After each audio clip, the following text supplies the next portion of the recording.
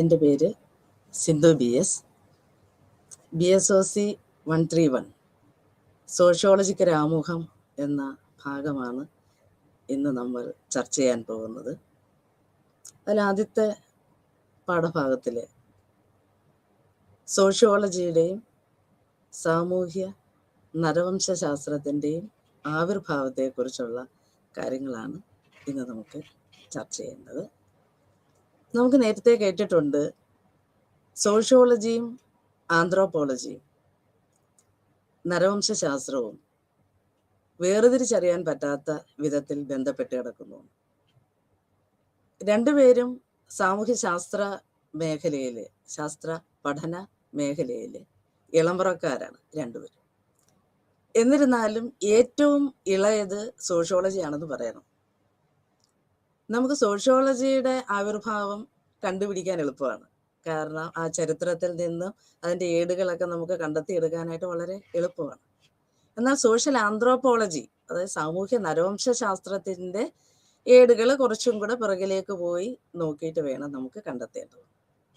പക്ഷെ എന്നാലും പലപ്പോഴും സോഷ്യോളജിയും നരവംശാസ്ത്രവും ഏകദേശം ഒരേപോലെയുള്ള അല്ലെങ്കിൽ ഒന്ന് തന്നെയാണെന്നൊക്കെയുള്ള ചർച്ചകളും തർക്കങ്ങളും ഒക്കെ ആദ്യകാലങ്ങളിൽ നിലനിന്നിരുന്നു.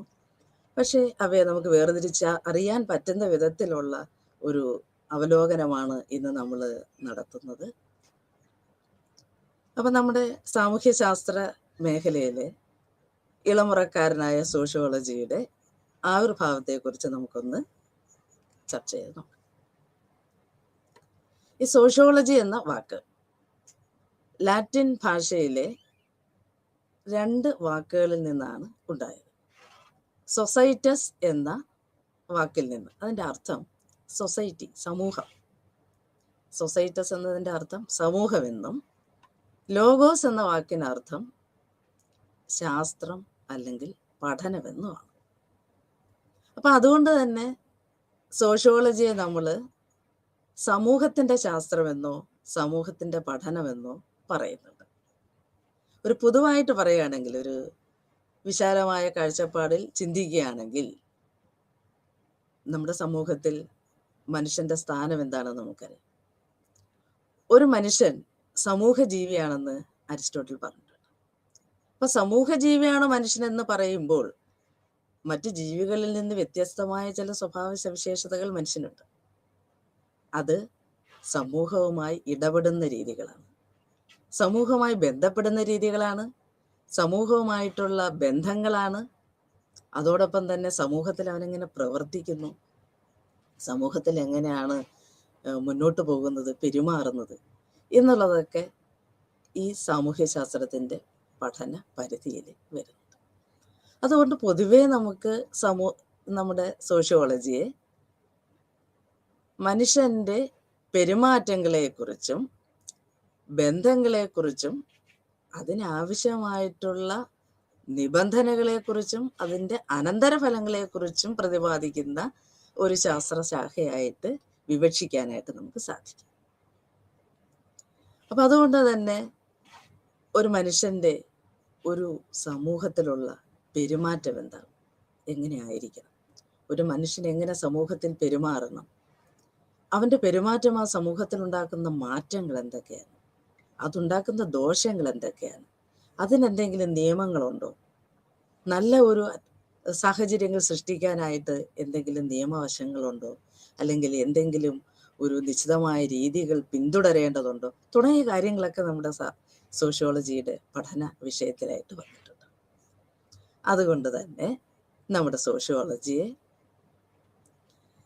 നമ്മുടെ സമൂഹ ജീവിതത്തിൻ്റെ ഘടനയും ധർമ്മങ്ങളും വിവക്ഷിക്കുന്ന ശാസ്ത്ര പഠനമായിട്ട് നമുക്ക് കരുതേണ്ടിയിരിക്കും.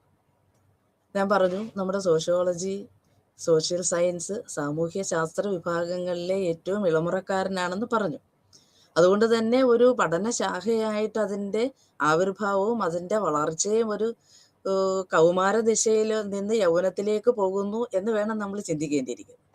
അപ്പം ആ ഒരവസ്ഥയിലുള്ള ഒരു വിഷയത്തെ എങ്ങനെ ഈ രീതിയിലേക്ക് എത്തി, എങ്ങനെയാണ് ഇതൊരു പഠന വിഷയമായിട്ട് എങ്ങനെ രൂപപ്പെട്ടു?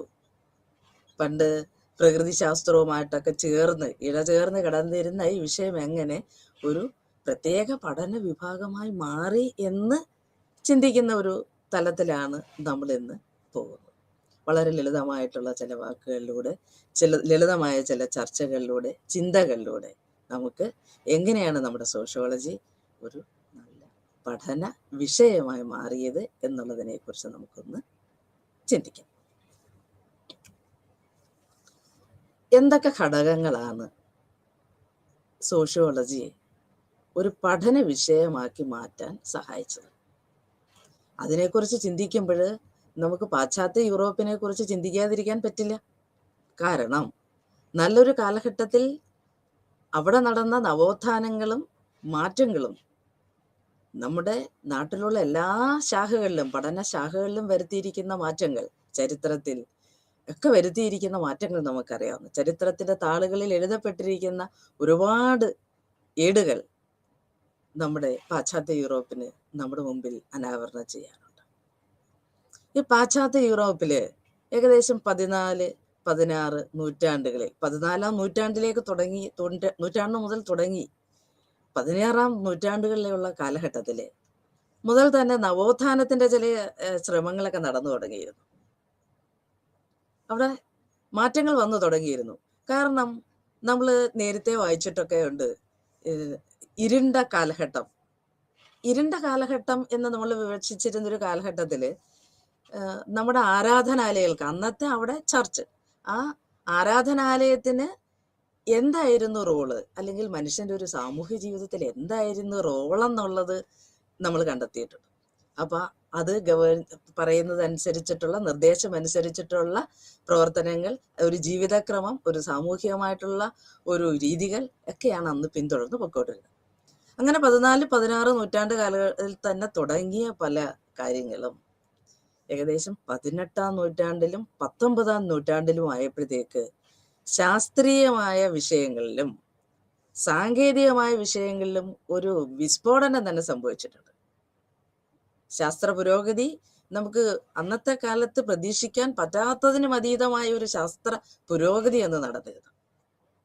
ആ ശാസ്ത്ര പുരോഗതിയിൽ, അല്ലെങ്കിൽ സാങ്കേതിക വിദ്യയുടെ ആവിർഭാവത്തിൽ എന്ത് സംഭവിച്ചു എന്ന് ചോദിച്ചു കഴിഞ്ഞാൽ, വളരെ ഒരു കർഷക സമൂഹത്തിനെ ആധുനികവും നാഗരികവും വ്യാവസായികവുമായ പുരോഗതിയുള്ള ഒരു സമൂഹമാക്കി മാറ്റാൻ 18-ാം നൂറ്റാണ്ടിലും 19-ാം നൂറ്റാണ്ടിലും ഉണ്ടായ ഈ നവോത്ഥാനങ്ങൾക്ക് സാധിച്ചിട്ടുണ്ട്. ഒന്ന് ആലോചിച്ച് നോക്ക്. വളരെ പരമ്പരാഗതമായ ചിന്തകൾ, രീതികൾ, ജീവിത രീതികൾ, സമീപനങ്ങൾ, നമ്മളുടെ എല്ലാ കാര്യങ്ങളിലും ആ പരമ്പരാഗതമായ രീതികളിൽ നിന്നും ഒരു ജീവിത ശൈലിക്ക് തന്നെ ഒരു നവോത്ഥാനം വന്നിരിക്കുകയാണ്.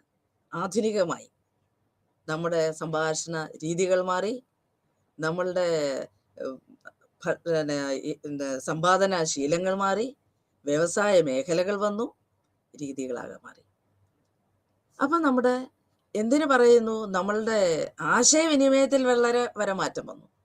വിപ്ലവകരമായിട്ടുള്ള മാറ്റമായിരുന്നു ആശയവിനിമയത്തിൽ പോലും സംഭവിച്ചത്. ഈ പറയുന്ന പല കണ്ടുപിടുത്തങ്ങളും അന്നത്തെ ഉൽപാദനത്തിൽ വളരെയധികം കൂടുതൽ വർധനവുണ്ടാക്കി.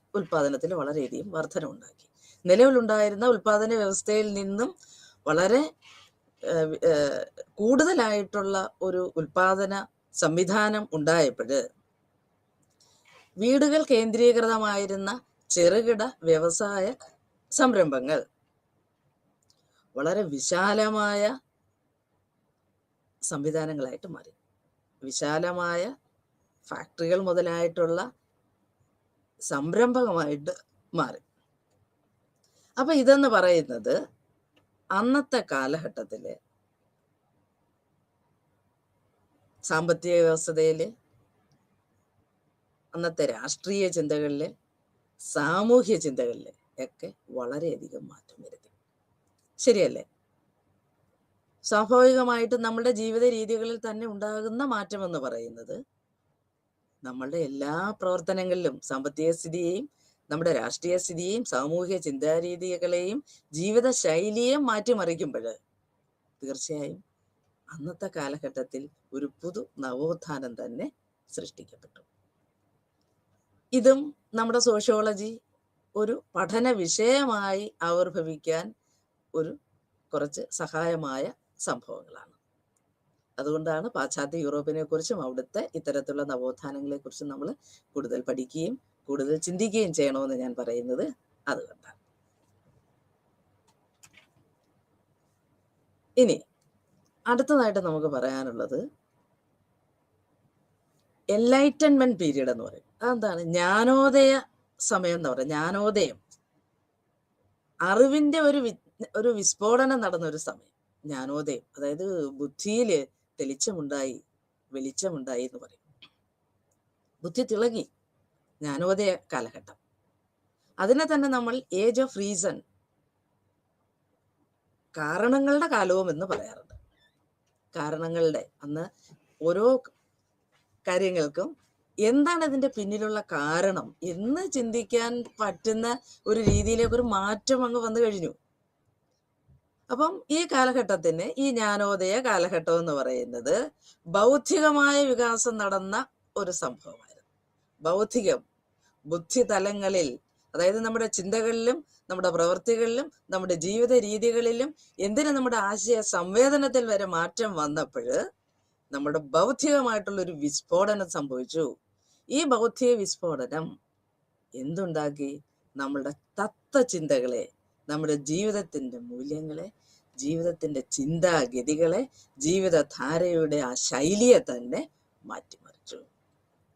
ഇതെന്ന് പറഞ്ഞ് എന്തിനെ ബാധിച്ചിരുന്നു? നമ്മുടെ സാമൂഹ്യ ജീവിതവുമായി ബന്ധപ്പെട്ടതായിരുന്നു. ശരിയല്ലേ? ഒന്ന് ആലോചിച്ച് നോക്ക്. നമ്മൾ ഒരു സ്ഥലത്ത് നിന്നും മറ്റൊരു സ്ഥലത്തേക്ക് പോകാനായി ആശ്രയിച്ചിരുന്ന വാഹനങ്ങൾക്ക് തന്നെ മാറ്റം വന്നിരിക്കുന്ന ഒരു കാലഘട്ടത്തിൽ സമയം എന്ന് പറയുന്നത് നമ്മുടെ കൈപ്പിടിയിലേക്ക് ഒതുങ്ങി. കൂടുതൽ സമയമെടുത്ത് ചെയ്തുകൊണ്ടിരുന്ന കാര്യങ്ങൾ കുറഞ്ഞ സമയത്തിനുള്ളിൽ ചെയ്യാൻ പറ്റുന്ന രീതിയിലേക്ക് നമ്മൾ പ്രവർത്തനങ്ങൾ മെച്ചപ്പെട്ടു വന്നു. അപ്പം അതിൻ്റെ ഈ ബൗദ്ധികമായ വികാസത്തിൻ്റെ ഫലമായിട്ട് എന്താണ് സംഭവിച്ചതെന്ന് ചോദിച്ചു കഴിഞ്ഞാൽ, നിലവിലുണ്ടായിരുന്ന ആശയങ്ങൾ, അന്ന് അനുവർത്തിച്ചു കൊണ്ടിരുന്ന ആശയങ്ങൾ, വിശ്വാസങ്ങൾ, പരമ്പരാഗതമായിട്ട് അനുവർത്തിച്ചിരുന്ന വിശ്വാസങ്ങൾ, അതൊക്കെ അങ്ങോട്ട് കാറ്റിൽ പറത്തിക്കളഞ്ഞു. നല്ലത് മാത്രം സ്വീകരിക്കുകയും കാലഘട്ടത്തിന് ചേരാത്തതെന്ന് കണ്ട എല്ലാ വിശ്വാസങ്ങളെയും ആശയങ്ങളെയും കാറ്റിൽ പറത്തി ഈ സമയത്ത്. അപ്പം ഈ സാമൂഹ്യവും മൂല്യപരവുമായിട്ടുള്ള ഒരു ഘടന വന്നു. സാമൂഹ്യവും മൂല്യപരവുമായിട്ടുള്ള ഒരു ഘടന വന്നു. അതിൻ്റെ ഒരു പ്രത്യേകത എന്ന് വെച്ച് കഴിഞ്ഞാൽ, അന്നത്തെ നേരത്തെ പറഞ്ഞു, ഇരുണ്ട കാലഘട്ടത്തിൽ ആരാധനാലയങ്ങളുടെ മേൽക്കോയ്മ എന്തായിരുന്നു? അന്ന് ആരാധനാലയങ്ങൾ നമ്മുടെ ജീവിത രീതികളെയും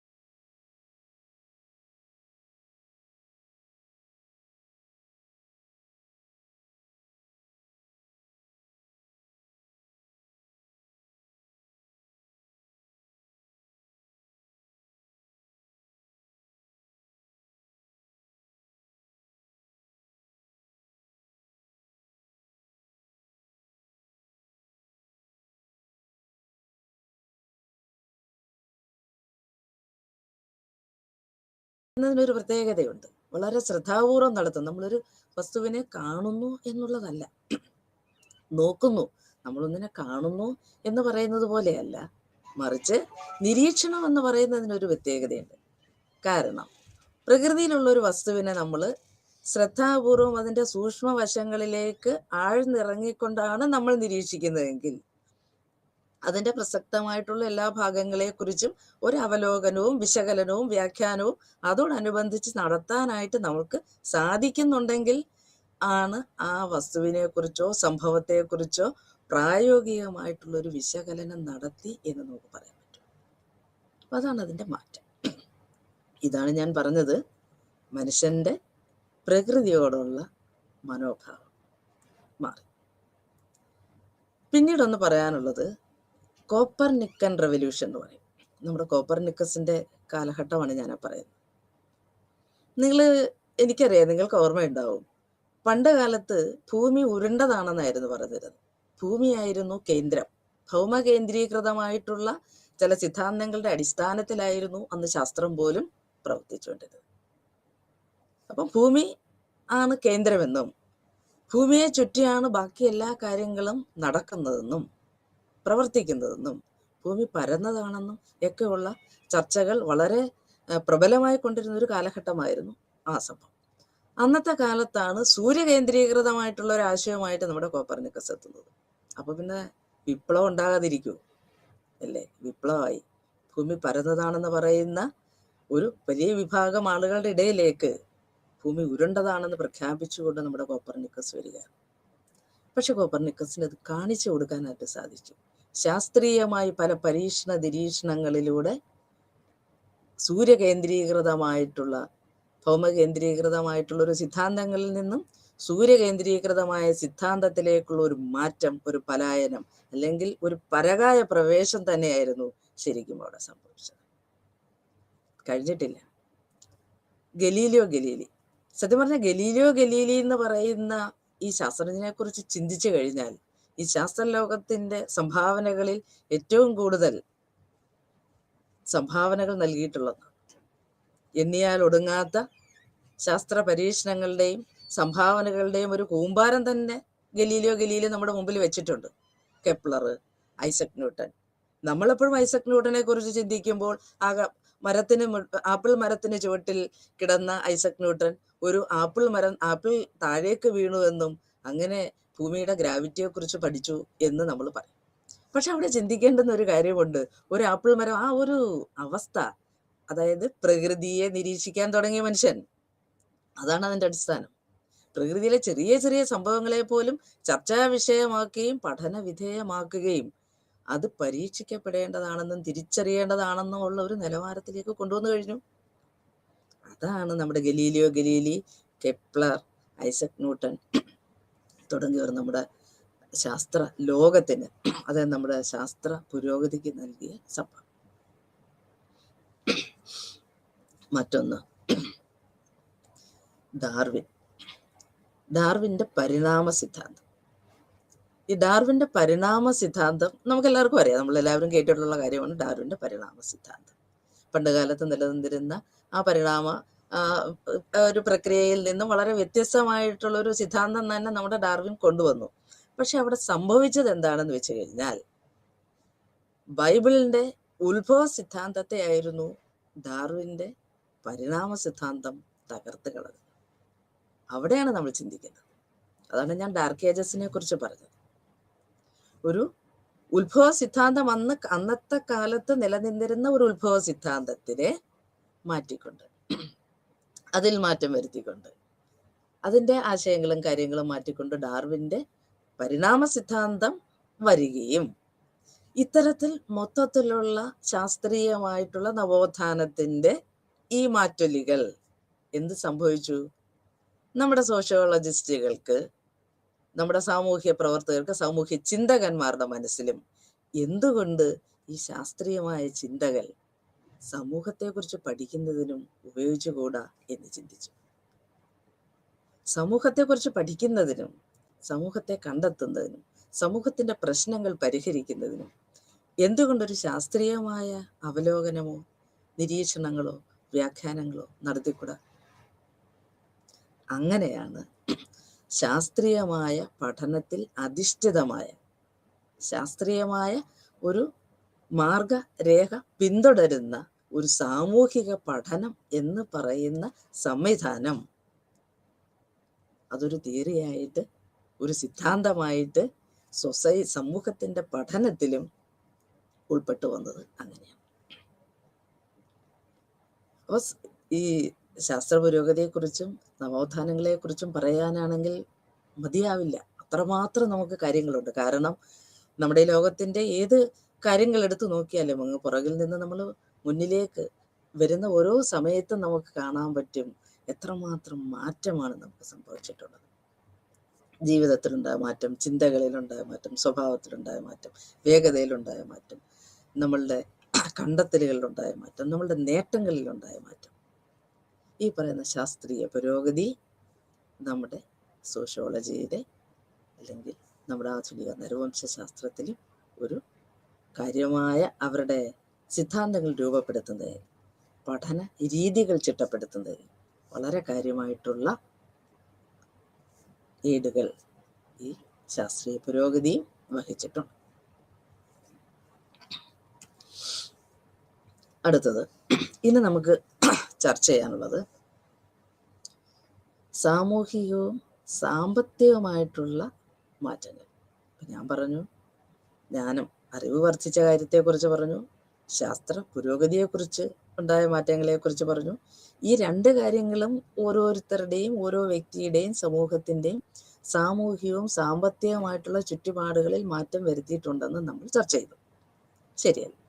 അപ്പോൾ ഈ സാമൂഹികവും സാമ്പത്തികവുമായിട്ടുള്ള ചുറ്റുപാടുകൾ സോഷ്യോളജി എന്ന സ്വതന്ത്ര പഠനശാഖയുടെ ആവിർഭാവത്തിന് എത്രമാത്രം സഹായിച്ചു എന്നുള്ള ചില കാര്യങ്ങളാണ്, അത്തരത്തിലുള്ള ചില ഏടുകളും കൂടെയാണ് നമ്മൾ ഇന്ന് വീണ്ടും ചർച്ച ചെയ്യാൻ പോകുന്നത്. അതിൽ പ്രധാനപ്പെട്ട ഒന്നാണ് ഫ്രഞ്ച് റവല്യൂഷൻ, ഫ്രഞ്ച് വിപ്ലവം. എല്ലാവർക്കും അറിയാവുന്നതാണ് 1789 നടന്ന ഫ്രഞ്ച് വിപ്ലവം. ചരിത്രത്തിൻ്റെ ഏടുകളിലൊക്കെ ഒരുപാട് പ്രാവശ്യം ചർച്ച ചെയ്യപ്പെടുകയും ഒരുപാട് ചരിത്രപരമായ വ്യാഖ്യാനങ്ങൾക്കും പുനരാവിഷ്കാരങ്ങൾക്കും ഇടയാക്കുകയും ചെയ്ത ഫ്രഞ്ച് റവല്യൂഷൻ എന്ത് ചെയ്തു എന്ന് ചോദിച്ചു കഴിഞ്ഞാൽ സ്വാതന്ത്ര്യം, സാഹോദര്യം, സമത്വം, ഈ കാര്യങ്ങൾക്ക് വേണ്ടിയുള്ള മനുഷ്യൻ്റെ സമരത്തിൻ്റെ ചരിത്രമായിരുന്നു അത്. സ്വാതന്ത്ര്യം, സാഹോദര്യം, സമത്വം, ഇതിനു വേണ്ടിയുള്ള പടയോട്ടമായിരുന്നു. ആ പടയോട്ടത്തിൻ്റെ ചരിത്രവും അതിൻ്റെ അടയാളപ്പെടുത്തലുകളുമായിരുന്നു ഫ്രഞ്ച് റവല്യൂഷൻ ചെയ്തത്, ഫ്രഞ്ച് വിപ്ലവം, 1789 ഫ്രഞ്ച് വിപ്ലവം. അതുകൊണ്ട് എന്ത് സംഭവിച്ചു എന്ന് വെച്ച് കഴിഞ്ഞാൽ സ്വാതന്ത്ര്യം, സാഹോദര്യം, സമത്വം അത് വന്നപ്പോൾ തന്നെ ജന്മിത്ത വ്യവസ്ഥ എന്ന് പറയുന്നത് കാലഹരണപ്പെട്ടുപോയി. ജന്മിത്ത വ്യവസ്ഥ എന്ന കാലഘട്ടം കാലഹരണപ്പെട്ടുപോയി. അതുകൊണ്ട് തന്നെ ആ ഫ്യൂഡലിസത്തിൽ അല്ലെങ്കിൽ ജന്മിത്ത വ്യവസ്ഥയിൽ നിലനിന്നിരുന്ന രീതികൾക്കും കാര്യങ്ങൾക്കും മാറ്റം വന്നു. അപ്പോൾ അക്കാലത്ത് നിലവിലിരുന്ന ഒരു സാമൂഹിക ക്രമത്തിൽ നിന്നും മാറി പുതിയ ഒരു സാമൂഹിക ക്രമത്തിന് വഴിയൊരുക്കി. പുതിയൊരു സാമൂഹിക ക്രമത്തിന് വഴിയൊരുക്കി.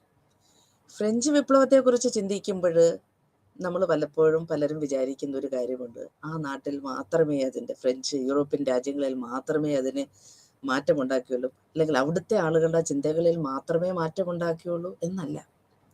ഇന്ന് വളരെ ദൂരെ നമ്മുടെ ഇന്ത്യ മഹാരാജ്യത്ത് പോലും ആളുകളുടെ ചിന്തയിൽ മാറ്റം. ഇന്ത്യയിൽ അതിൻ്റെ ഫ്രഞ്ച് വിപ്ലവത്തിൻ്റെ ഏടുകൾ, അതിൻ്റെ ആ പറയുന്ന തീപ്പൊരികൾ ഇവിടുത്തെ ചിന്തകളിലും ജീവിത രീതികളിലും ഒക്കെ മാറ്റം വരുത്തിയിട്ട് നമുക്കറിയാം, നമ്മുടെ ഭരണഘടനയുടെ, സ്വതന്ത്ര ഭാരതത്തിൽ ഭരണഘടന രൂപപ്പെട്ടപ്പോൾ അതിൻ്റെ ഉപക്രമത്തിൽ സമത്വം, സാഹോദര്യം, സ്വാതന്ത്ര്യം, സമത്വം, സാഹോദര്യം, സ്വാതന്ത്ര്യം എന്ന് എഴുതി വയ്ക്കാൻ നമുക്ക് പ്രേരണയായത് ഫ്രഞ്ച് വിപ്ലവം. അതാണ് ഞാൻ പറഞ്ഞത്. ഇന്നും നമ്മുടെ നാട്ടിൽ നടപ്പിൽ വരുന്ന നമ്മൾ ഉപയോഗിക്കുന്ന നമ്മുടെ ഭരണഘടനയുടെ അടിസ്ഥാന ആശയങ്ങളിൽ ഈ ഒരു ചിന്തയെ, ഈ ഒരു ചിന്താശകലത്തിനെ ഉൾപ്പെടുത്തുവാനായിട്ട് നമുക്ക് സാധിച്ചു എന്ന് പറയുന്നത് ഫ്രഞ്ച് വിപ്ലവത്തിൽ നമ്മുടെ ചിന്തകളിൽ, നമ്മുടെ പഠന രീതികളിൽ, സാമൂഹികമായ കാഴ്ചപ്പാടുകളിൽ ഉണ്ടായിട്ടുള്ള മാറ്റമാണ്. ഞാൻ പറഞ്ഞു, ഫ്യൂഡലിസത്തിന്, ജന്മിത്ത വ്യവസ്ഥിതിക്ക് അന്ത്യം വന്നു, അവസാനം വന്നു, അല്ലെങ്കിൽ അത് അതിൻ്റെ തിരശീലയ്ക്ക് മറഞ്ഞു പോകുന്ന ഒരു കാലഘട്ടം സംജാതമായി. അതുപോലെ തന്നെ സമൂഹത്തിന്റെ പ്രവർത്തനങ്ങൾക്ക് ഒരു പുതിയ ക്രമം വന്നു എന്ന് പറഞ്ഞു. പുതിയ രീതികൾ മാറി. കൂടുതൽ ജനങ്ങളിൽ അധിഷ്ഠിതമായിട്ടുള്ള ഒരു സാമൂഹിക ചിന്താഗതി രൂപപ്പെട്ടു. കൂടാതെ ധാരാളം രാജ്യങ്ങളെ, യൂറോപ്യൻ രാജ്യങ്ങൾ ഒഴികെ അല്ലാത്ത മറ്റ് രാജ്യങ്ങളെ പോലും വളരെയധികം സ്വാധീനിക്കാൻ ഈ ഫ്രഞ്ച് വിപ്ലവത്തിൽ കഴിഞ്ഞു. ഇങ്ങനെയുള്ള ചിന്തകൾ എന്താ ചെയ്തതെന്ന് വെച്ച് കഴിഞ്ഞാൽ, സോഷ്യോളജി പോലുള്ള നമ്മുടെ വിഷയത്തിൽ സിദ്ധാന്തങ്ങൾ രൂപപ്പെടുത്താൻ സഹായിച്ചു. അതായത് ഒരു ക്ലാസിക്കൽ സോഷ്യോളജിക്കൽ തിയറീസ്, സോഷ്യോളജി ഇനി വരും ദിവസങ്ങളിൽ നമ്മൾ ചർച്ച ചെയ്യപ്പെടുന്ന കാര്യങ്ങളിൽ പ്രധാനപ്പെട്ടതാണ് ഈ സോഷ്യോളജിക്കൽ സിദ്ധാന്തങ്ങൾ, തിയറി. ഈ തിയറികൾ രൂപപ്പെടാൻ അന്നത്തെ കാലഘട്ടത്തിൽ, അതായത് നമ്മുടെ കോംതെ, നമ്മുടെ സോഷ്യോളജിയുടെ പിതാവെന്ന് പറയുന്നത് കോംതെയാണ്, അഗസ്തേ കോംതെ. ഡർഹീം, പാഴ്സൺസ്, അദ്ദേഹത്തിൻ്റെയൊക്കെ സംഭാവനകളിലൂടെ ഒരു ക്ലാസിക്കൽ സോഷ്യോളജിക്കൽ തിയറീസ് ആവിർഭവിക്കാൻ, ആ ഒരു സൈദ്ധാന്തികമായിട്ടുള്ള ഒരു കെട്ടുറപ്പുള്ള ഒരു സംവിധാനം, അല്ലെങ്കിൽ ഒരു പഠന രീതി, പഠന മേഖലയാക്കി ഈ സോഷ്യോളജിയെ മാറ്റാൻ ഈ പറയുന്ന ഫ്രഞ്ച് വിപ്ലവത്തിനും വളരെയധികം സംഭാവന ചെയ്യാനായിട്ട് സാധിച്ചിട്ടുണ്ട്. കൂടുതലായിട്ട് ഇതിനെക്കുറിച്ച് നിങ്ങൾ വായിക്കണം, അന്വേഷിക്കണം. ഇനി ഈ പറയുന്ന ശാസ്ത്ര പുരോഗതിയെക്കുറിച്ചും ജ്ഞാനസ്ഫോടനത്തെക്കുറിച്ചും ഒക്കെ പറയുമ്പോൾ വ്യാവസായിക വിപ്ലവത്തെക്കുറിച്ച് പറയാതിരിക്കാൻ പറ്റുമോ? വ്യവസായ വിപ്ലവത്തിന് എന്തൊക്കെ സംഭാവനകളാണ് ഈ ലോകത്തിന് നൽകാൻ പറ്റിയത്? എന്താണ് വ്യവസായ വിപ്ലവം? നമ്മൾ ചിന്തിക്കേണ്ടില്ലേ, എന്താണ് വ്യവസായ വിപ്ലവം? ഈ പറയുന്ന വ്യവസായ വിപ്ലവത്തിൽ, അതായത് നേരത്തെ തന്നെ നമ്മൾ പറഞ്ഞതുപോലെ വളരെ ഗ്രാമീണമായിരുന്ന, പരമ്പരാഗതമായിരുന്ന ഒരു കർഷക സമൂഹത്തെ ആധുനികവും നാഗരികവും വ്യവസായികമായുള്ള ഒരു സംരംഭകരാക്കി മാറ്റി. അതായിരുന്നു വ്യവസായ വിപ്ലവം ചെയ്തത്. ആദ്യകാലങ്ങളിൽ നമ്മൾ പരമ്പരാഗതമായ കൃഷി രീതികളിലൂടെ ഉൽപ്പാദിപ്പിച്ചുകൊണ്ടിരുന്ന വിളകളുടെ അളവ് വ്യാവസായിക വിപ്ലവം വന്നപ്പോൾ 100 ഇരട്ടിയായി മാറി. എന്തുകൊണ്ട്? പരമ്പരാഗത രീതികളിൽ മനുഷ്യന്റെ അധ്വാനത്തിനായിരുന്നു കൂടുതൽ സ്വാധീനമുണ്ടായിരുന്നു, പ്രാധാന്യമുണ്ടായിരുന്നു. മനുഷ്യന്റെ അധ്വാനമായിരുന്നു അവിടെ കൂടുതൽ വേണ്ടി വരുന്നത്. പക്ഷെ എത്രമാത്രം അധ്വാനം കൊടുക്കുന്നുണ്ടോ അതിനനുസരിച്ചിട്ടുള്ള ഫലമുണ്ടായിരുന്നില്ല, വിളവുണ്ടായിരുന്നില്ല. പക്ഷെ വ്യാവസായിക വിപ്ലവം വന്നപ്പോൾ എന്താ സംഭവിച്ചെന്ന് വെച്ച് കഴിഞ്ഞാൽ, പുതിയ പുതിയ ഉപകരണങ്ങൾ വന്നു എന്നുള്ളതാണ്. പുതിയ പുതിയ സാങ്കേതിക വിദ്യകൾ വന്നു. കൃഷിയിടങ്ങളിലും മറ്റ് വ്യവസായ മേഖലകളിലുമെല്ലാം ജോലിഭാരം ലഘൂകരിക്കുന്നതിന് ആവശ്യമായിട്ടുള്ള ഉപകരണങ്ങളുടെയും ഉപാധികളുടെയും ഒരു എന്താ പറയുക, ഒരു കൂട്ടായ്മ തന്നെ സൃഷ്ടിക്കപ്പെട്ടു. അല്ലെങ്കിൽ ഒരു എന്താ പറയുക, ഒരു ഒഴുക്ക് തന്നെ സംഭവിച്ചു. ഇതെന്ത് സംഭവിച്ചു? ഇതിൻ്റെ ഒരു ഗുണമെന്ന് വെച്ച് കഴിഞ്ഞാൽ, നേരത്തെ പരമ്പരാഗതമായിട്ട് നമ്മൾ ഉൽപ്പാദിപ്പിച്ചുകൊണ്ടിരുന്ന വിളകളുടെ അളവിന് 100%, 100 മേനി വിളവ് തന്നു എന്ന് പറയുന്നത് പോലെ അതിൻ്റെ നമ്മളുടെ ഉൽപാദനം, അത് ഏത് മേഖലയിലായിക്കോട്ടെ, കൃഷി ആയിക്കോട്ടെ, മറ്റെന്ത് മേഖലയാണെങ്കിൽ പോലും, ഈ വ്യാവസായികമായ വികസനത്തിൻ്റെ ഫലമായിട്ട് അതാത് മേഖലകളിൽ വളരെയധികം വിളവ് ഉൽപ്പാദിപ്പിക്കപ്പെട്ടു. ഫലം കണ്ടു തുടങ്ങി, ഫലമുണ്ടായി. ഫലമുണ്ടാകുമ്പോൾ സ്വാഭാവികമായിട്ടും വിളകൾ കൂടുമ്പോൾ എന്ത് കിട്ടും? പണമുണ്ടാകും. പണ്ട് കാലത്ത് അധ്വാനം കൂടുതലും പണം കുറവുമായിരുന്നു. വ്യാവസായിക വിപ്ലവത്തിന് ശേഷമോ അധ്വാനം ലഘൂകരിക്കാൻ സാധിച്ചു, പക്ഷേ അതിൽ കൂടുതൽ പണം സമ്പാദിക്കാനായിട്ട് സാധിച്ചു. നമ്മുടെ ജീവിത രീതികളിൽ മാറ്റം വരികയാണ്. രാജ്യത്തിൻ്റെ തന്നെ സാമ്പത്തിക സ്ഥിതിയിൽ മാറ്റം വരികയാണ്. അതുതന്നെയാണ് ഈ ഫ്യൂഡൽ ജന്മിത്ത വ്യവസ്ഥയിൽ നിന്നും ഒരു വ്യക്തിയിൽ കേന്ദ്രീകൃതമായ സമ്പാദ്യ ശേഖരണം എന്ന് പറയുന്ന സംവിധാനത്തിൽ നിന്നും ജനാധിപത്യത്തിൽ അധിഷ്ഠിതമായിട്ടുള്ള ഒരു സാമ്പത്തിക സംവിധാനത്തിലേക്കും എല്ലാ പ്രവർത്തനങ്ങളിലേക്കും ഈ വ്യാവസായിക വിപ്ലവത്തിന് നമ്മുടെ രാജ്യത്തെ അല്ലെങ്കിൽ ഈ ലോകത്തിനെ തന്നെ കൊണ്ടുപോകാനായിട്ട് പറ്റി. ലോകത്തിനെ തന്നെ നയിക്കുവാനായിട്ട് സാധിച്ചു. ഇതുകൊണ്ട് എന്ത് സംഭവിച്ചു? വളരെ പരമ്പരാഗതമായ പഴയ മനുഷ്യനിർമ്മിതമായ സാധനങ്ങളിൽ നിന്നും മെഷീൻ നിർമ്മിക്കുന്ന സാധനങ്ങളിലേക്ക് മാറി. മനുഷ്യന്റെ പ്രവർത്തനങ്ങളിലൂടെ മാത്രം കിട്ടി കുറച്ചായിട്ട് നമ്മൾ ഉണ്ടാക്കിക്കൊണ്ടിരുന്ന ആ ഇതിൽ നിന്നും കൂടുതൽ മെഷീനറികളുടെ, യന്ത്രങ്ങളുടെ, യന്ത്രവൽകൃത സമൂഹമായിട്ട് നമ്മൾ മാറി. നമ്മുടെ എല്ലാ മേഖലകളിലും യന്ത്രങ്ങളുടെ സ്വാധീനമുണ്ടായി.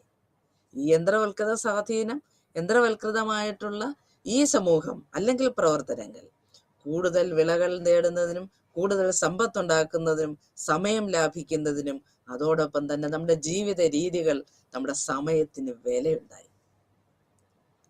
നമ്മുടെ ജീവിത രീതികളിൽ മാറ്റം വന്നു. ഇങ്ങനെ സ്വാഭാവികമായിട്ടും വിളകൾ കൂടുന്നു. അപ്പോൾ എന്തും കൂടും? ജനങ്ങളും കൂടും, ജനപ്പെരുപ്പവും കൂടും. ശരിയല്ലേ? വിളകൾ കൂടുന്നു, വിളയുണ്ടാകുന്നു, അതനുസരിച്ച് ജനപ്പെരുപ്പവും ഉണ്ടാകുന്നു. കാരണം ഭക്ഷണത്തിലും എല്ലാ ജീവിത സാഹചര്യങ്ങളിലും നല്ല സമൃദ്ധി ഉണ്ടാവുകയാണ്. അപ്പോഴത്തേക്ക് ജീവിതത്തിൽ മാറ്റങ്ങൾ വരും. ഇതെന്ത് പ്രത്യേകത ഉണ്ടാക്കി? ഗ്രാമീണ മേഖലകളിൽ നിന്നും ഒരു പലായനം, നാഗരിക മേഖലകളിലേക്ക് കൂടുതൽ ആൾക്കാരെ പലായനം ചെയ്യാനായിട്ട് പ്രേരിപ്പിച്ചു. ഗ്രാമീണ ഏരിയകൾ, ഗ്രാമീണ സ്ഥലങ്ങൾ, ഗ്രാമങ്ങളിൽ നിന്നും നഗരങ്ങളിലേക്ക് രാപാർക്കാമെന്നൊക്കെ പറയുന്നത് പോലെ ഗ്രാമങ്ങളിൽ നിന്നും നഗരങ്ങളിലേക്ക് കൂടുതൽ ആൾക്കാർ ജോലി തേടിയും പുതിയ പുതിയ സംവിധാനങ്ങൾ അന്വേഷിച്ചുകൊണ്ടും പലായനം ചെയ്യാൻ തുടങ്ങി. ഇതൊരു നഗരവൽക്കരണത്തിന് തന്നെ കാരണമുണ്ടായി. നമുക്കറിയാം, സിന്ധു നദീതട സംസ്കാരത്തിന്റെ തിരുശേഷിപ്പുകൾ ഇപ്പോഴും പരിശോധിക്കുമ്പോൾ പോലും അന്നത്തെ ആ കാലഘട്ടത്തിൽ പോലും ഇത്രയും സമൃദ്ധമായിട്ടുള്ള ഒരു നഗരം ഉണ്ടായിരുന്നെന്നും ഒരു നാഗരികത ഉണ്ടായിരുന്നു എന്നുള്ളതിലും ആ പാരമ്പര്യത്തിൽ അഭിമാനം കൊള്ളുന്നവരാണ് നമ്മളെല്ലാവരും. അപ്പൊ അതിലധിഷ്ഠിതമായിട്ടുള്ള ഒരു ചിന്ത, അത് ലോകത്തെക്കുറിച്ച് പറയുമ്പോൾ ലോകത്തിന്റെ എല്ലാ സ്ഥലങ്ങളിലും ഈ പറയുന്ന നഗരവൽക്കരണം എന്ന് പറയുന്ന ഒരു സംഭവം ഉണ്ടായി. ജനങ്ങൾ ഗ്രാമങ്ങളിൽ നിന്ന് നഗരങ്ങളിലേക്ക് പോയി. കൂടുതൽ എന്താ പറയുക, കൂടുതൽ അനുഭവങ്ങൾ അവർക്ക് നല്ലതുണ്ടായി, കൂടുതൽ പണമുണ്ടായി, ജീവിത സാഹചര്യങ്ങളുണ്ടായി, മാറ്റങ്ങളുണ്ടായി. അപ്പൊ അതൊരു നാഗരികതയ്ക്ക് രൂപം കൊടുത്തു. പരമ്പരാഗതമായ രീതികളിൽ നിന്നും കുറച്ചുകൂടെ ആധുനികമായിട്ടുള്ള ഒരു സമൂഹത്തിന്റെ കാഴ്ചപ്പാടിന് തന്നെ ഒരു മാറ്റമുണ്ടായി. ഇതാണ് വ്യാവസായിക വിപ്ലവം ശരിക്കും നമ്മുടെ സമൂഹത്തിലുണ്ടാക്കിയ മാറ്റങ്ങളും അത് നമ്മുടെ വിഷയത്തെ സ്വാധീനിച്ച കാര്യങ്ങളുമാണ് നമ്മൾ സംസാരിക്കുന്നത്. ഇനി എങ്ങനെയാണ് ഈ സോഷ്യോളജിക്കൽ തിയറിയൊക്കെ ഉണ്ടായത്? എന്തായിരുന്നു തിയറി? ഞാൻ പറഞ്ഞില്ലേ, സോഷ്യോളജി എന്ന് പറയുന്ന ഒരു വിഷയത്തിന് ഒരിക്കലും നമുക്ക് ഒരു ചുരുങ്ങിയ സമയം കൊണ്ട് പഠിച്ചു തീർക്കാൻ പറ്റുന്ന കാര്യമല്ല. വളരെ വിശാലമായിട്ട് ചെറിയ ഒരു കാലം മുതൽ, ചെറിയൊരു സാഹചര്യം മുതൽ ഇന്നത്തെ സാഹചര്യങ്ങളിലേക്ക് വരെ നീണ്ടു കിടക്കുന്ന, ഇന്നും വളർന്നുകൊണ്ടിരിക്കുന്ന ഒരു ശാസ്ത്രശാഖയാണ് സോഷ്യോളജി. ശരിയല്ലേ? അതിൻ്റെ തുടക്കമെന്ന് പറയുന്നത് വളരെ പരമ്പരാഗതമായ കാലഘട്ടത്തിൽ തുടങ്ങിയെങ്കിലും അത് കടന്നു വന്നത് ഒരു മധ്യകാലഘട്ടത്തിലൂടെ കടന്ന് ഇന്ന് ഒരുപക്ഷെ ഏറ്റവും നവോത്ഥാനപരമായിട്ട് ഏറ്റവും മുൻപന്തിയിൽ നിൽക്കുന്ന ഒരു കാലഘട്ടത്തിൽ നമ്മൾ എത്തിച്ചേർന്നിരിക്കുമ്പോൾ അതോടൊപ്പം തന്നെ സാമൂഹികമായിട്ടുള്ള സിദ്ധാന്തങ്ങൾക്കും വ്യത്യസ്തമാണ്. ശരിക്കും നമ്മൾ വ്യവസായ വിപ്ലവത്തെക്കുറിച്ച് പറഞ്ഞുകൊണ്ടിരുന്നു. ഈ വ്യവസായ വിപ്ലവത്തെക്കുറിച്ച് പറഞ്ഞപ്പോൾ തൊഴിൽ വളരെ പ്രധാനമുള്ളൊരു കാര്യമാണ്, അല്ലേ? തൊഴിൽ, അതായത് തൊഴിലിൻ്റെ വ്യവസ്ഥകൾ. ജനാധിപത്യ വ്യവസ്ഥിതിയിലേക്ക് വന്നു, വ്യവസായവൽക്കരണം വന്നു എന്ന് പറയുമ്പോൾ പ്രത്യേകമായിട്ട് ഓർക്കേണ്ട ഒരു കാര്യമുണ്ട്. തൊഴിലിടങ്ങൾ മാറി, പണിയെടുക്കുന്ന ഇടങ്ങൾ മാറി, രീതികൾ മാറി, മെഷീനറികൾ വന്നു, എല്ലാ കാര്യങ്ങളും വന്നു കഴിഞ്ഞു. അപ്പോൾ ആ ഓരോ തൊഴിലാളിക്കും അവരവരുടേതായിട്ടുള്ള അവകാശങ്ങളും പ്രത്യേകമായിട്ടുള്ള ചില നിബന്ധനകളും രീതികളും സംരക്ഷണങ്ങളും എല്ലാം കിട്ടി. അപ്പം ഒരു തൊഴിൽ മേഖല എന്ന് പറയുന്നത് എങ്ങനെയായിരിക്കും? തൊഴിൽ ഇടങ്ങളിൽ എന്തൊക്കെ സംരക്ഷണമാണ് അവർക്ക് വേണ്ടത്? എന്തൊക്കെ സൗകര്യങ്ങളാണ് അവർക്ക് വേണ്ടത്? എന്തൊക്കെയാണ് അവരുടെ അവകാശങ്ങൾ? എന്തൊക്കെയാണ് തൊഴിലിടങ്ങളിലെ പ്രശ്നങ്ങൾ? അപ്പോൾ സാമൂഹ്യശാസ്ത്രം എന്ത് ചെയ്തു? ഈ ഓരോ മേഖലകളെക്കുറിച്ചും പഠിക്കാനായിട്ട് തുടങ്ങി. ഈ ഓരോ മേഖലകളെക്കുറിച്ചും വളരെ, ഞാൻ നേരത്തെ പറഞ്ഞതുപോലെ, ശാസ്ത്ര നവോത്ഥാന കാലഘട്ടത്തിൽ ഉണ്ടായ ചിന്താധാരകളിൽ നിന്നും ആവിർഭവിക്കപ്പെട്ട നമ്മുടെ സാമൂഹ്യശാസ്ത്ര പഠന സിദ്ധാന്ത മേഖലയുടെ പ്രത്യേകത എന്ന് പറയുന്നത് എന്തായിരുന്നു? എന്തുകൊണ്ട് ഈ സമൂഹത്തെക്കുറിച്ച് പഠിക്കുന്ന സമയത്തും നമുക്ക് ശാസ്ത്രീയമായി ചിന്തിച്ചുകൂടാ? സമൂഹത്തിന്റെ പ്രശ്നങ്ങൾ എന്തുകൊണ്ട് ശാസ്ത്രീയമായിട്ട് അവലോകനം ചെയ്തുകൂടാ? സമൂഹത്തിന്റെ പ്രശ്നങ്ങൾ എന്തുകൊണ്ട് ശാസ്ത്രീയമായി അതിന്റെ പ്രശ്നങ്ങളെ പരിഹരിക്കാനുള്ള മാർഗനിർദ്ദേശങ്ങൾ നമ്മൾക്ക് കണ്ടുകൂടാ? എന്താണ് അതിന്റെ ശാസ്ത്രീയമായ അടിസ്ഥാനം? ഇത്തരം ചിന്തകൾ വന്നു. അപ്പോൾ തൊഴിൽ എന്ന് പറയുന്ന ഒരു മേഖലയിൽ ഉണ്ടാകുന്ന പ്രശ്നങ്ങൾ പോലും പരിഹരിക്കാൻ ശാസ്ത്രീയമായിട്ടുള്ള അറിവുകൾ നമ്മൾ ഉപയോഗപ്പെടുത്താൻ തുടങ്ങി. ഏതൊരു പ്രശ്നങ്ങളെയും സമൂഹത്തിൽ നമ്മൾ പ്രശ്നങ്ങൾ എന്ന് പറയുന്നത് പഠനത്തിന് വേണ്ടി ഉപയോഗിക്കുന്ന ഒന്നാണ്. അല്ലാതെ നമ്മൾ എപ്പോഴും പറയുന്നത് പോലെ ഒരു ദോഷകരമായ ഒരു കാര്യമായിട്ടല്ല ഒരു പ്രശ്നം എന്ന വാക്ക്. ശാസ്ത്രീയമായ പഠനത്തിൽ പ്രശ്നം എന്ന വാക്കിന് വളരെയധികം പ്രാധാന്യമുണ്ട്. കാരണം അതൊരു പ്രശ്നമായിട്ട് ചിന്തിക്കുമ്പോഴാണ് നേരത്തെ പറഞ്ഞതുപോലെ മനുഷ്യനും സമൂഹവും പ്രകൃതിയും തമ്മിലുള്ള ബന്ധത്തിൽ ഉണ്ടായിട്ടുള്ള മാറ്റത്തെക്കുറിച്ച് പറഞ്ഞു. ഇടപെടലുകളിലുണ്ടായ മാറ്റത്തെക്കുറിച്ച് പറഞ്ഞു. ഇടപെടലുകളിലുണ്ടായ ഈ മാറ്റം എന്ന് പറയുന്നത് ശാസ്ത്രീയമായിട്ട് ചിന്തിക്കാനുള്ള ഒരു ചിന്താധാരയും സൃഷ്ടിച്ചിട്ടുണ്ടെങ്കിൽ തൻ്റെ പ്രശ്നങ്ങളെ എങ്ങനെ പരിഹരിക്കാം, അല്ലെങ്കിൽ ഇതിൽ കൂടുതൽ നല്ല രീതിയിൽ എങ്ങനെ ഇപ്പോഴുള്ള നിലവിലുള്ള സാഹചര്യത്തെ മാറ്റിയെടുക്കാം എന്ന് പറയുന്ന ഒരു ചിന്തയിലേക്ക് കൊണ്ടുപോകാൻ നമ്മുടെ സാമൂഹ്യ ശാസ്ത്ര മേഖലയും സമൂഹത്തോടൊപ്പം തന്നെ നിന്നു. ട്രാൻസ്ഫോർമേഷൻ ഓഫ് പ്രോപ്പർട്ടി, നമ്മുടെ വസ്തുവകകളും സാധന സാമഗ്രികളുടെ മാറ്റങ്ങൾ, വ്യവസായവൽക്കരണത്തിന്റെയും നഗരവൽക്കരണത്തിന്റെയും സാങ്കേതിക വിദ്യയുടെയും ആവിർഭാവങ്ങൾ, ഇതൊക്കെ ഉപയോഗിച്ചുകൊണ്ട് എങ്ങനെ കൂടുതൽ മെച്ചപ്പെട്ട ജീവിത സാഹചര്യങ്ങൾ സൃഷ്ടിക്കാം, എങ്ങനെ കൂടുതൽ മെച്ചപ്പെട്ട ഗുണനിലവാരമുള്ള നിർമ്മാണ പ്രവർത്തനങ്ങൾ നടക്കാം, എങ്ങനെ നമ്മുടെ സാമ്പത്തിക സാമൂഹിക വ്യവസ്ഥിതിയെ നമുക്ക് നന്നാക്കിയെടുക്കാം, എങ്ങനെ നമ്മുടെ രാഷ്ട്രീയ സാംസ്കാരിക ചിന്താഗതികളിൽ ശക്തമായ മാറ്റങ്ങൾ ഉണ്ടാക്കിയെടുക്കാൻ പറ്റും. ഈ രീതിയിലാണ് വ്യാവസായിക വിപ്ലവവും ശാസ്ത്ര സാങ്കേതിക വിദ്യകളും നമ്മുടെ അറിവും അറിവിന്റെ വിസ്ഫോടനങ്ങളും വിപ്ലവങ്ങളും ഒക്കെ നമ്മളെ സഹായിച്ചു. ഇത്രയും കാര്യങ്ങൾ നമ്മളുടെ സാമൂഹ്യ ശാസ്ത്രത്തിന്, നമ്മുടെ സോഷ്യോളജിക്ക് അവരുടെ സിദ്ധാന്തങ്ങൾ രൂപപ്പെടുത്താനായുള്ള ഒരു വഴി ഒരുക്കി കൊടുത്തു. ഈ ചിന്തകളിലൂടെ ശരിക്കും ഒരു ശാസ്ത്രീയമായ രീതിയിൽ, ശാസ്ത്രീയമായ ഒരു പഠന രീതി എങ്ങനെ സോഷ്യോളജിക്ക് ഉണ്ടാക്കിയെടുക്കാം, എങ്ങനെ അത് മനുഷ്യന്റെ ശാസ്ത്രമാക്കി മാറ്റാൻ പറ്റും, സമൂഹത്തിന്റെ ശാസ്ത്രമാക്കി മാറ്റാൻ പറ്റും എന്ന ഒരു ചിന്തയിലേക്ക് നമ്മുടെ സോഷ്യോളജി എന്ന സാമൂഹ്യ ശാസ്ത്ര വിഭാഗം വളർന്ന് അല്ലെങ്കിൽ പടർന്ന് കയറിയത് ഈ പറയുന്ന ചിന്താധാരകളുടെ അടിസ്ഥാനത്തിലാണ്.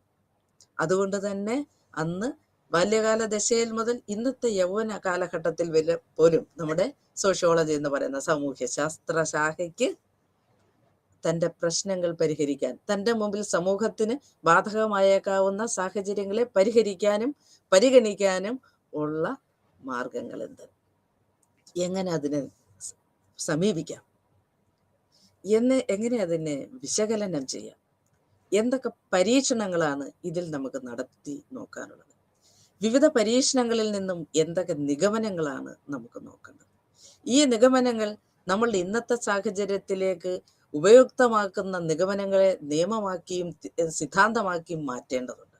അങ്ങനെയാണ് ഈ നിലവിലുള്ള സാമൂഹ്യ ശാസ്ത്ര സിദ്ധാന്തങ്ങളൊക്കെ രൂപപ്പെട്ടത്. ശാസ്ത്രീയമായിട്ടുള്ള സിദ്ധാന്തങ്ങൾ അത് രൂപപ്പെടാനിടയായി.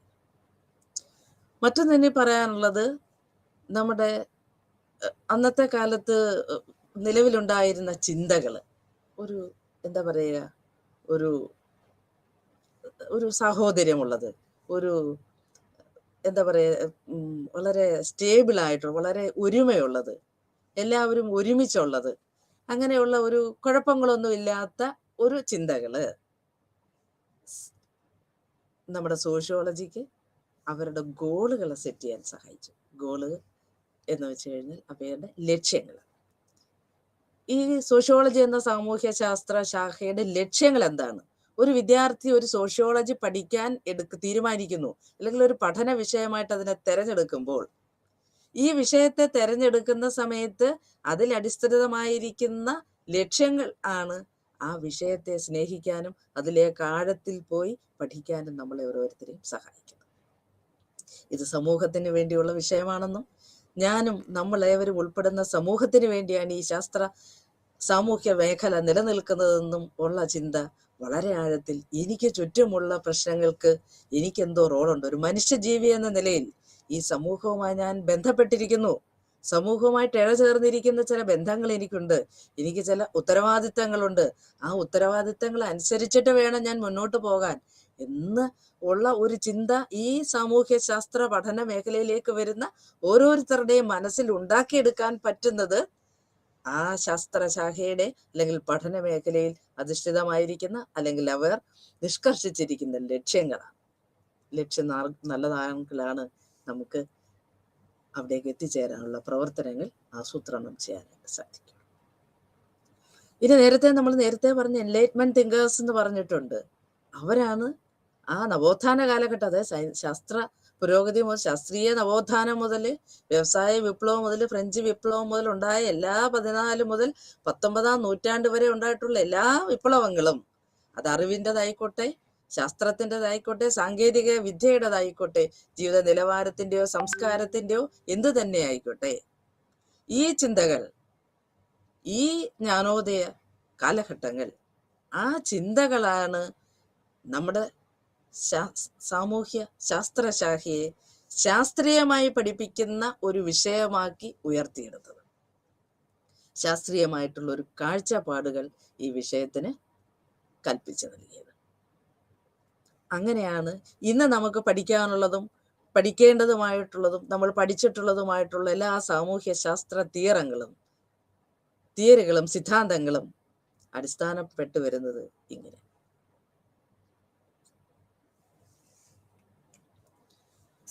ഇനി നമുക്ക് നേരത്തെ ഞാൻ തുടങ്ങിയപ്പോൾ പറഞ്ഞതുപോലെ തന്നെ സോഷ്യോളജിയും സോഷ്യൽ ആന്ത്രോപോളജിയും നരവംശാസ്ത്രവും, ഇപ്പൊ ഞാൻ ഇത്രയും നേരം പറഞ്ഞ ഈ കാര്യങ്ങളെല്ലാം സോഷ്യൽ ആന്ത്രോപോളജിക്കും, അതായത് നരവംശാസ്ത്രത്തിനും ബാധകമാണ്. നേരത്തെ നമ്മൾ പറഞ്ഞതുപോലെ ഇഴചേർന്ന് കിടക്കുന്ന ഒരു ബന്ധം സാമൂഹ്യ ശാസ്ത്രങ്ങളിൽ സോഷ്യോളജിക്കും നരവംശാസ്ത്രത്തിനുമുണ്ട്. ഒരുപക്ഷെ നരവംശാസ്ത്രം തുടങ്ങുന്നത് വളരെ പഴയ ചരിത്രത്തിന്റെ ഏടുകളിൽ നിന്നേ അതിന്റെ ആവിർഭാവം നമുക്ക് കണ്ടെത്താനായിട്ട് സാധിക്കും.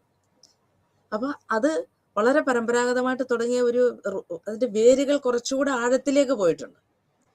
നമ്മുടെ സോഷ്യോളജി എന്ന് പറയുന്നത് കുറച്ചും കൂടെ അടുത്ത കാലഘട്ടത്തിൽ, അതുകൊണ്ടാണ് ഞാൻ ആദ്യം അതിനെ ഒരു ഇളമ്പറക്കാരൻ എന്ന് പറഞ്ഞു തുടങ്ങിയത്.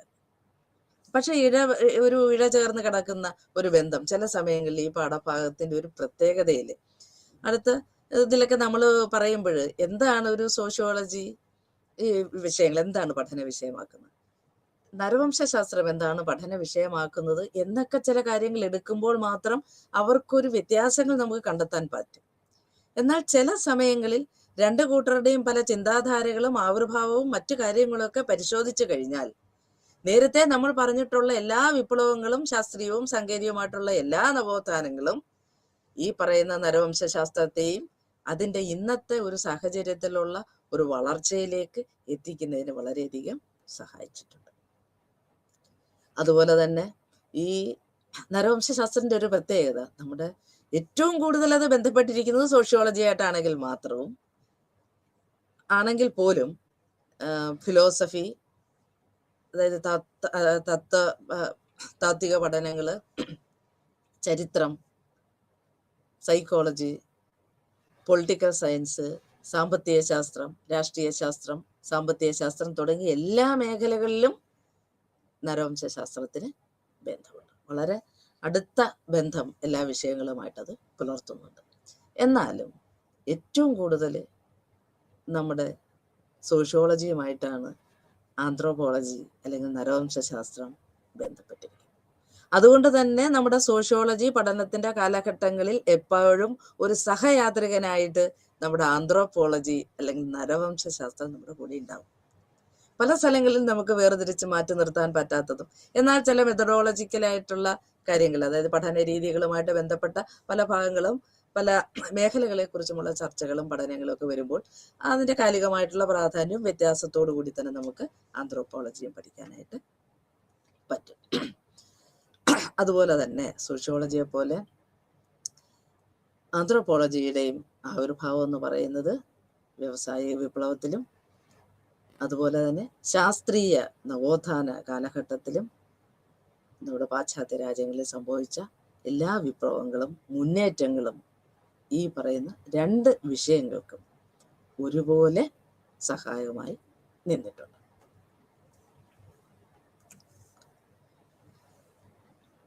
ഇനി നമുക്ക് പറയാനുള്ളത് ഏതൊക്കെ തലങ്ങളിലൂടെയാണ്, എത്ര തലങ്ങൾ, അത് പ്രധാനമായിട്ടും നമ്മൾ ഞാൻ നേരത്തെ പറഞ്ഞതുപോലെ തന്നെ ചരിത്രത്തിന്റെ ഏടുകളൊക്കെ പരിഹരിക്കുന്ന സമയത്ത് ഒരുമിച്ച് ചേർന്ന് കിടക്കുന്ന ഈ ഒരു ഡെവലപ്മെന്റ്സ് ആണ് അല്ലെങ്കിൽ ഒരു വളർച്ചയാണ് ഈ രണ്ട് വിഷയങ്ങൾക്കും ഉള്ളതെങ്കിൽ പോലും 18ാം നൂറ്റാണ്ടില് അന്നത്തെ പ്രധാനപ്പെട്ട തത്വചിന്തകരായിട്ടുള്ള Rousseau, Vaiko, barren, D മോണ്ടെസ്ക്യൂ, John Locke എന്നിവരുടെയൊക്കെ സംഭാവനകൾ, അതായത് ഈ ഫിലോസഫിക്കൽ ഫൗണ്ടേഷൻ, അതായത് നമ്മുടെ അടിസ്ഥാനപരമായിട്ടുള്ള താത്വിക ചിന്തയിൽ ഉണ്ടായിട്ടുള്ള സംഭാവനകൾ ഇത്തരത്തിൽ സോഷ്യൽ സയൻസ് എന്ന് പറയുന്ന ഒരു സബ്ജക്റ്റ് അത് മനുഷ്യന്റെ അല്ലെങ്കിൽ മനുഷ്യ സമൂഹത്തിന്റെ ശാസ്ത്രമാണെന്ന ഒരു ചിന്താധാരയിലേക്ക് അത് വന്നു. അവിടെയാണ് ഒരു പ്രത്യേകത. മനുഷ്യ സമൂഹത്തിന്റെ ശാസ്ത്രം എന്ന് പറയുന്ന ചിന്താധാരയിലേക്ക് റൂസോയുടെയും വൈക്കോയുടെയും ബാരന്റെയും ഒക്കെ ചിന്തകളും സംഭാവനകളും വിശകലനം ചെയ്യുമ്പോൾ നമ്മൾ എത്തിച്ചേരുന്നത് മനുഷ്യ സമൂഹത്തിന്റെ ശാസ്ത്രത്തിൽ ഏറ്റവും പ്രധാനപ്പെട്ട സ്ഥാനം സോഷ്യോളജിക്കും ആന്ത്രോപോളജിക്കും ഉണ്ടെന്നുള്ള, നരവംശാസ്ത്രത്തിനും ഉണ്ടെന്നുള്ളതാണ്.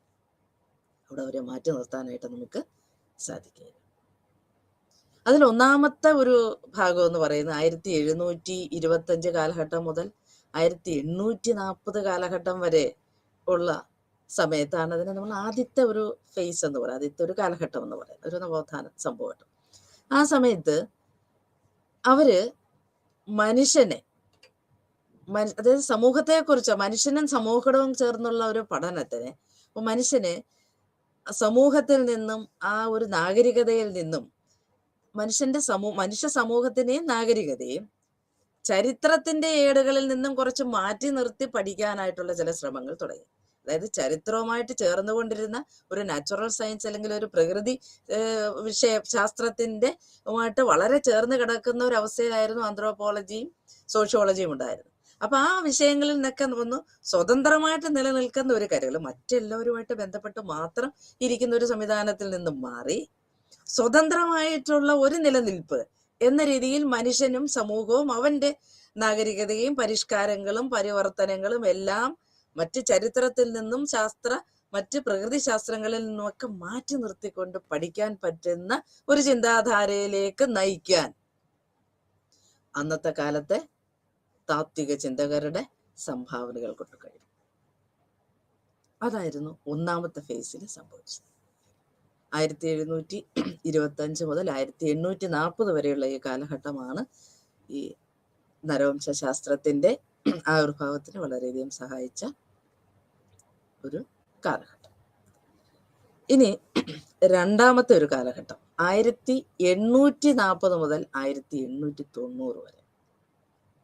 1840 മുതൽ 1890 വരെ. ഇവിടെ എന്താ സംഭവിച്ചതെന്ന് പറഞ്ഞാൽ, ഈ പ്രകൃതി ശാസ്ത്രം, അതുവരെ അപ്രസക്തമായി ഇരുന്ന പ്രകൃതി ശാസ്ത്രം വളരെ പെട്ടെന്ന് തന്നെ ഒരു ഡൈനാമിക് ആയിട്ടുള്ള, വളരെ എന്താ പറയുക, വളരെ ജീവസുറ്റതായിട്ടുള്ള ഒരു പഠന മേഖലയായിട്ട് മാറി. അവരുടെ രീതി മാറി. വളരെ ഒരു കുറച്ച് അറിവിന്റെ പരിധിയിൽ മാത്രം ഒതുങ്ങി നിന്നിരുന്ന ഒരു രീതിയിൽ നിന്ന് മാറി വിശാലമായ അറിവിന്റെ മേച്ചിൽപ്പുറങ്ങളിലേക്ക് വ്യാപരിക്കത്തക്ക രീതിയിൽ ആ ശാസ്ത്ര സമൂഹം, അതായത് പ്രകൃതി ശാസ്ത്രം വളർന്നു. ആ കാലഘട്ടത്തിൽ ആ ഒരു വിസ്ഫോടനം അറിവിന്റെ അത് ശാസ്ത്ര പുരോഗതിയിൽ ഉണ്ടായ മാറ്റങ്ങളാണ് ആ ശാസ്ത്രശാഖയും അങ്ങനെ വികസിക്കാനായിട്ട് സാധിച്ചത്. അപ്പൊ സ്വാഭാവികമായിട്ടും ആ ശാസ്ത്രശാഖയോട്ട് ഇടചേർന്ന് ചേർന്നിരുന്ന അല്ലെങ്കിൽ അവരോടൊപ്പം ചേർന്ന് നിന്നിരുന്ന സോഷ്യോളജിയും സാമൂഹ്യ നരവംശ ശാസ്ത്രത്തിനും ഒക്കെ എന്ത് തോന്നി? എന്തുകൊണ്ട് ഇതുപോലെയുള്ള ഒരു വിശാലമായ ഒരു കാഴ്ചപ്പാടിലേക്ക്, വിശാലമായിട്ടുള്ള ഒരു മേഖലയിലേക്ക്, ഒരു ഫ്രെയിമിലേക്ക് നമുക്ക് മാറിക്കൂടാ എന്നൊരു ചിന്തയോടെ വന്നു. അപ്പം ഇങ്ങനെ ഒരു വിശാലമായ ഒരു കാഴ്ചപ്പാടിലേക്ക്, വിശാലമായ ഒരു ഫ്രെയിമിലേക്ക് നമുക്ക് മാറണം എന്നുണ്ടെങ്കിൽ നമ്മൾ എന്ത് ചെയ്യണം? നമ്മളുടെ ആശയങ്ങളെ അതിന് ഉപയുക്തമായിട്ടുള്ള എല്ലാ മേഖലകളുമായിട്ട് ബന്ധപ്പെടുത്തണം. ഇതിന് എവിടെയൊക്കെയാണ് സാധ്യതകൾ ഉണ്ടെന്നുള്ളത് കണ്ടെത്തി അവിടെയൊക്കെ ഇത് ഉപയുക്തമാക്കുന്ന രീതിയിലേക്ക് നമുക്ക് കൊണ്ടുവരാൻ പറ്റണം. അപ്പൊ പഠന രീതികളിലൊക്കെ മാറ്റം വന്നു, ചിന്തകളിൽ മാറ്റം വന്നു. നമ്മള് വളരെ ചുരുങ്ങി ഇരുന്ന വിചാരിച്ചിരുന്ന ഒരു മേഖലകളിൽ നിന്ന് മാറി വളരെ വിശാലമായിട്ടുള്ളൊരു കാഴ്ചപ്പാടിലേക്ക് നമ്മുടെ ശാസ്ത്ര ശാഖ പോവുകയാണ്. അപ്പം പ്രകൃതി ശാസ്ത്രങ്ങള് അതായത് പ്രത്യേകിച്ച് ശാസ്ത്ര വിഷയങ്ങളിൽ ഉണ്ടായ പരിവർത്തനങ്ങളും മാറ്റങ്ങളും അവരുടെ സിദ്ധാന്തങ്ങള്, അവരുടെ പഠന രീതികള് ഒക്കെ ശാസ്ത്രീയമായിട്ടുള്ള ഒരു പഠന രീതിയിലേക്കോ കാഴ്ചപ്പാടിലേക്കോ മാറാൻ സോഷ്യോളജിക്കാരായ നമ്മളെയും പ്രേരിപ്പിച്ചു. അല്ലെങ്കിൽ അന്നത്തെ കാലഘട്ടം അതിനുള്ള വഴികൾ ഒരുക്കി വെച്ചു. അപ്പം ഒരു മറ്റ് വിഷയങ്ങളുമായിട്ട് കുറച്ചുകൂടെ കൂടുതൽ ബന്ധപ്പെടുത്തി ഇതിൻ്റെ സാധ്യതകൾ എവിടെയൊക്കെ ഉണ്ടെന്നുള്ളതിനെ കണ്ടെത്തി അവിടെയൊക്കെ അത് ഉപയുക്തമാക്കുന്ന രീതിയിൽ അതിൻ്റെ പഠന മേഖലകളെ വ്യാപിപ്പിച്ചു, പഠന തന്ത്രങ്ങൾ വിഭാവന ചെയ്തു, പഠന രൂപരേഖകളും അതിനുള്ള സംവിധാനങ്ങളും ഒരുക്കി. അപ്പോൾ കൂടുതൽ ശാസ്ത്രീയമായിട്ടുള്ള ഒരു പഠന രീതിയിൽ അധിഷ്ഠിതമായിട്ടുള്ള ഒരു മാറ്റം ആ കാലഘട്ടത്തിലുണ്ടായി. ആ കാലഘട്ടം തന്നെയാണ് നമ്മുടെ സോഷ്യോളജിയെയും സോഷ്യൽ ആന്ത്രോപോളജിയെയും ഇത്തരത്തിലുള്ള ഒരു സ്വതന്ത്രമായിട്ടുള്ള പഠന വിഷയമായിട്ട് ശരിക്കും നിലനിൽക്കാനുള്ള ഒരു കഴിവ് ഉണ്ടാക്കി കൊടുത്തത്. അങ്ങനെ ആ കാലഘട്ടത്തിലാണ് സാമൂഹ്യ നരവംശ ശാസ്ത്രവും ഒരു പഠന ശാസ്ത്ര സ്വതന്ത്രമായിട്ടുള്ളൊരു പഠന ശാസ്ത്ര ശാഖയായിട്ട് മാറി. അപ്പൊ ഇതൊക്കെ നമ്മൾ ഒരുപാട് കാര്യങ്ങൾ ചർച്ച ചെയ്യേണ്ടത്. ഇവിടെ നമ്മൾ ചർച്ച ചെയ്യപ്പെട്ടുകൊണ്ടിരിക്കുന്ന കാര്യങ്ങളെക്കാൾ കൂടുതൽ കാര്യങ്ങൾ നിങ്ങളുടെ മനസ്സിലൂടെ ഇപ്പോൾ ഞാനിങ്ങനെ സംസാരിച്ചുകൊണ്ടിരിക്കുമ്പോൾ നിങ്ങൾ ഒരുപാട് കാര്യങ്ങളിലേക്കൊക്കെ പോകുന്നുണ്ടെന്ന് എനിക്കറിയാൻ പറ്റും. നിങ്ങളുടെ മനസ്സിലൂടെ ഒത്തിരി കാര്യങ്ങൾ, ഒത്തിരി ചിന്തകൾ കടന്നു പോകുന്നതെന്ന് അറിയാൻ പറ്റും. അതെല്ലാം കൂടെ ഒന്ന് കോർത്തിണക്കി വെച്ചുകൊണ്ട് നമ്മളുടെ വിഷയത്തെക്കുറിച്ച് നമുക്ക് ചിന്തിക്കണം. ഇനി ഒരു ഭാഗം കൂടെ അതിനകത്തുള്ളത് സാമൂഹ്യ നരവംശ ശാസ്ത്രത്തിലെ ഏറ്റവും പ്രമുഖരായിട്ടുള്ള ചില തത്വജ്ഞന്മാരെ കുറിച്ച് മാത്രം ഒന്ന് പറയുകയാണ്. ഇതിനെക്കുറിച്ച് ലെവിസ് ഹെൻറി മോർഗൻ, അദ്ദേഹമാണ് കിൻഷിപ്പ് സിസ്റ്റം, പാരമ്പര്യ സിദ്ധാന്തത്തെ കുറിച്ചൊക്കെ സമൂഹത്തിന്റെ പരിവർത്തനം, പരിണാമ കാലഘട്ടത്തെ കുറിച്ചുള്ള പഠനങ്ങളൊക്കെ നടത്തിയതിൽ വളരെ പ്രമുഖനായിട്ടുള്ള ഒരാളാണ്. പിന്നീട് വരും ദിവസങ്ങളിലുള്ള നമ്മുടെ പഠനങ്ങളിൽ ചർച്ചകളെയൊക്കെ സ്വാഭാവികമായിട്ടും ഇവരെ കുറിച്ചുള്ള കൂടുതൽ കാര്യങ്ങളൊക്കെ നമുക്ക് ചർച്ച ചെയ്യുകയും പഠിക്കുകയും ചെയ്യാനായിട്ട് സാധിക്കാൻ പറ്റും. ജോൺ ഫെർഗൂസൺ മക്ലാൻ, അദ്ദേഹം വിവാഹ ഇതിനെക്കുറിച്ച്, വിവാഹ സമ്പ്രദായങ്ങളെ കുറിച്ച്, അതായത് അധികം വിദ്യാഭ്യാസം ഉണ്ടാവാതിരുന്ന പരമ്പരാഗത സമ്പ്രദായ സമൂഹങ്ങളിൽ നിലനിന്നിരുന്ന വിവാഹ സമ്പ്രദായം എന്തായിരുന്നു. കാരണം ഇനി പഠിച്ചു തുടങ്ങുമ്പോൾ നമുക്ക് മനസ്സിലാവുന്ന ഒരു കാര്യം, വിവാഹം എന്ന് പറയുന്നതിനും കുടുംബം എന്ന് പറയുന്നതിനും ഒക്കെ എത്രമാത്രം സ്വാധീനമാണ് ഒരു സമൂഹത്തിലുള്ളതെന്നുള്ളതിനെ കുറിച്ചുള്ള ചർച്ചകളൊക്കെ വരും ദിവസങ്ങളിൽ വരുന്നുണ്ട്. അപ്പൊ തീർച്ചയായും നമുക്ക് അതിനെക്കുറിച്ച് കൂടുതൽ കാര്യങ്ങളൊക്കെ സംസാരിക്കുകയും ഒക്കെ ചെയ്യാമെന്ന് ഞാൻ പ്രത്യാശിക്കുന്നു. പിന്നെ സർ എഡ്വേർഡ് ബർണറ്റ് ടൈലർ 1832 കാലഘട്ടം മുതൽ 1917 കാലഘട്ടം വരെ ആണ് അദ്ദേഹം ഉണ്ടായിരുന്നത്. ഫ്രാൻസ് ബോസ് 1858 മുതൽ 1942 കാലഘട്ടത്തിലെ, സർ ജെയിംസ് ജോർജ് ഫ്രേസർ 1854 കാലഘട്ടം മുതൽ 1941 കാലം, വളരെ അടുത്ത് കാലഘട്ടം. WHR റൈവേഴ്സ് 1864 മുതൽ 1922 കാലഘട്ടം വരെയുള്ള ഈ വിഖ്യാതരായിട്ടുള്ള താത്വിക ചിന്തകരാണ് നമ്മുടെ സാമൂഹ്യ നരവംശ ശാസ്ത്രത്തിന് ഇത്തരത്തിലുള്ള വളർച്ചയ്ക്ക് അനുയോജ്യമായിട്ടുള്ള സിദ്ധാന്തങ്ങൾ രൂപപ്പെടുത്തുന്നതിനും അവരുടെ പഠന രീതികൾക്കും പഠന സംവിധാനങ്ങളെ കുറിച്ചൊക്കെ ഉള്ള ഒരു ചർച്ചകൾ ഒക്കെ വരുത്തുന്നതിനുമൊക്കെ അവരെ സഹായിച്ചു. ഇതേക്കുറിച്ചുള്ള കൂടുതൽ കാര്യങ്ങളൊക്കെ വളരെ വിശദമായിട്ട് നമുക്ക് പഠിക്കേണ്ടതുണ്ട്. അപ്പം എനിക്ക് പറയാനുള്ളത് വളരെ നല്ല നമ്മുടെ ജീവിതവുമായിട്ട് വളരെ ചേർന്ന് കിടക്കുന്ന ഒരു മനോഹരമായ ഒരു വിഷയമാണ് നമ്മൾ പഠിക്കാൻ പോകുന്നത്, സോഷ്യോളജി. സാമൂഹ്യ ശാസ്ത്രത്തിന്റെ സോഷ്യോളജിക്ക് ഒരു ആമുഖം എന്ന് പറഞ്ഞാണ് ഞാൻ തുടങ്ങിയത്. അപ്പൊ സോഷ്യോളജിയുടെ ആമുഖം എന്ന് പറയുന്നത്, ഇത്രയും നേരം നമ്മൾ സംസാരിക്കുന്നു, ഒരുപക്ഷെ നിങ്ങളുടെ മനസ്സിൽ ഇതിനേക്കാൾ ഒരുപാട് ആശയങ്ങളും നല്ല നല്ല കാര്യങ്ങളും നിങ്ങളുടെ മനസ്സിലുണ്ടാകും എന്ന് എനിക്കറിയാം.